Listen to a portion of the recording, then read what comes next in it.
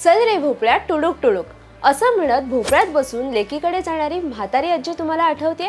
किंवा मग राजाच्या घरी पार्टीला जाण्यासाठी भोपळ्याच्या जादुई गाडीतून जाणारी गरीब बिचारी सिंड्रेला आठवते?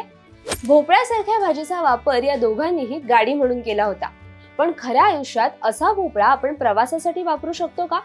तर याचं उत्तर आहे हो. अमेरिकेतील एका माणसाने चक्क खऱ्याखुऱ्या भोपळ्याचीच बोट बनवली आहे. त्या माणसाने असा एक भोपळा उगवला की ज्याचा वापर तो आता बोटीसारखा करतोय. गॅरी क्रिस्टेन्सन असं त्याचं नाव. वॉशिंग्टन मधील कोलंबिया नदीच्या किनारी 73.5 किलोमीटरची यात्रा गॅरीने भोपळ्यामधून केली. भोपळ्यापासून बनलेल्या या नावेवर केलेली ही सगळ्यात मोठी यात्रा आहे.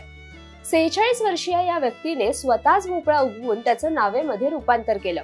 त्याने 26 तासांसाठी भोपळ्याला नावेच्या रूपात नदीमध्ये चालवलं. त्याच्या या अजबगजब बोटीचं नाव त्याने ठेवलंय पंकी लॉबस्टर. मिळालेल्या माहितीनुसार पंकी लॉबस्टरचा आकार हा 14 फूट इतका आहे, तर त्याचं वजन 555 किलोग्राम इतकं आहे.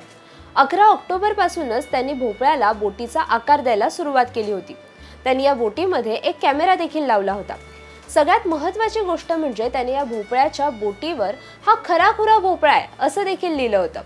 गॅरी क्रिस्टेन्सन 2011 सालापासून भोपळा उगवण्याचा प्रयत्न करत होता. त्याच्या या कामाची नोंद गिनीज बुकमध्ये देखील करण्यात आली आहे. अमेरिकेच्या नेब्रास्कामध्ये राहणाऱ्या डुआने हेन्सेन यांनी देखील याआधी भोपळ्याच्या बोटीवर सवारी केली होती.